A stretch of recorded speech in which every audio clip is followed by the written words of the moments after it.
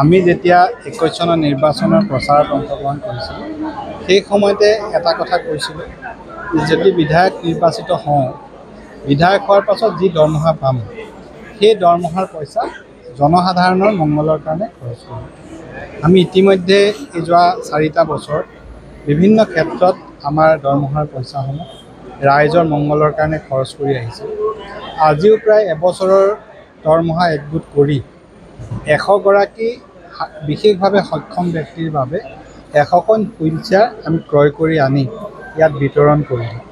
আমি আশা কৰিম তেওঁলোকৰ কিছু জটিল জীৱন ধাৰণ ব্যৱস্থাত এই হুইলচেয়াৰসমূহে সহায় কৰিব। তেওঁলোকে সহজ আৰু স্বাভাৱিক জীৱন যাপন কৰিব পাৰিব আৰু প্ৰত্যেকজন ব্যক্তিৰ সুস্বাস্থ্য আৰু আমি মংগল দীৰ্ঘজীৱন কামনা কৰিছোঁ। তাৰ লগতে প্ৰায় 17খন বিদ্যালয়ত শ্ৰেণীকোঠাত ডেস্ক বেঞ্চৰ অভাৱৰ কথা আমি দেখিছিলোঁ। এই বিদ্যালয়সমূহত নুমলীগড় শোধনাগাৰৰ সহযোগত আমি আজি ডেস্ক বেঞ্চ বিতৰণ কৰিলোঁ যাতে সৰু পথাৰৰ শিক্ষা ব্যৱস্থাটো আমি আগুৱাই লৈ যাব পাৰোঁ আৰু ইয়াৰ ছাত্ৰ ছাত্ৰীসকলক যাতে সৰ্বাধিক সুবিধা দিব পাৰোঁ তাৰ কাৰণে আমি প্ৰচেষ্টা চলাইছোঁ।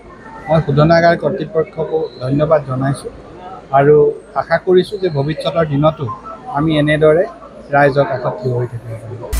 আপুনি বিচৰা বাতৰি পাব কেৱল নিউজ 18 এপত। নিউজ 18 এপ ডাউনলোড কৰিবলৈ স্কেন কৰক এই QR কোড। গুগল প্লে ষ্টৰতো পাব এই নিউজ 18 এপ। আমি যেতিয়া 21 চনৰ নিৰ্বাচনৰ প্ৰচাৰত অংশগ্ৰহণ কৰিছিলোঁ সেই সময়তে এটা কথা কৈছিলোঁ যদি বিধায়ক নিৰ্বাচিত হওঁ বিধায়ক হোৱাৰ পাছত যি দৰমহা পাম সেই দৰমহাৰ পইচা জনসাধাৰণৰ মংগলৰ কাৰণে খৰচ কৰিম। আমি ইতিমধ্যে এই যোৱা 4টা বছৰ বিভিন্ন ক্ষেত্ৰত আমাৰ দৰমহাৰ পইচাসমূহ ৰাইজৰ মংগলৰ কাৰণে খৰচ কৰি আহিছে। আজিও প্ৰায় এবছৰৰ দৰমহা একগোট কৰি 100 গৰাকী বিশেষভাৱে সক্ষম ব্যক্তিৰ বাবে 100খন হুইলচেয়াৰ আমি ক্ৰয় কৰি আনি ইয়াত বিতৰণ কৰিম। আমি আশা কৰিম তেওঁলোকৰ কিছু জটিল জীৱন ধাৰণ ব্যৱস্থাত এই হুইলচেয়াৰসমূহে সহায় কৰিব।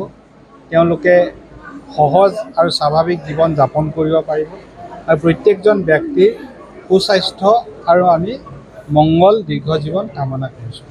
তাৰ লগতে প্ৰায় 17খন বিদ্যালয়ত শ্ৰেণীকোঠাত ডেস্ক বেঞ্চৰ অভাৱৰ কথা আমি দেখিছিলোঁ। এই বিদ্যালয়সমূহত নুমলীগড় শোধনাগাৰৰ সহযোগত আমি আজি ডেস্ক বেঞ্চ বিতৰণ কৰিলোঁ যাতে সৰু পথাৰৰ শিক্ষা ব্যৱস্থাটো আমি আগুৱাই লৈ যাব পাৰোঁ আৰু ইয়াৰ ছাত্ৰ ছাত্ৰীসকলক যাতে সৰ্বাধিক সুবিধা দিব পাৰোঁ তাৰ কাৰণে আমি প্ৰচেষ্টা চলাইছোঁ। মই শোধনাগাৰ কৰ্তৃপক্ষকো ধন্যবাদ জনাইছোঁ আৰু আশা কৰিছোঁ যে ভৱিষ্যতৰ দিনতো আমি এনেদৰে ৰাইজৰ কাষত থিয় হৈ থাকিব পাৰিম। আপুনি বিচৰা বাতৰি পাব কেৱল নিউজ 18 এপত। নিউজ 18 এপ ডাউনলোড কৰিবলৈ স্কেন কৰক এই QR কোড। গুগল প্লে ষ্টৰতো পাব এই নিউজ 18 এপ।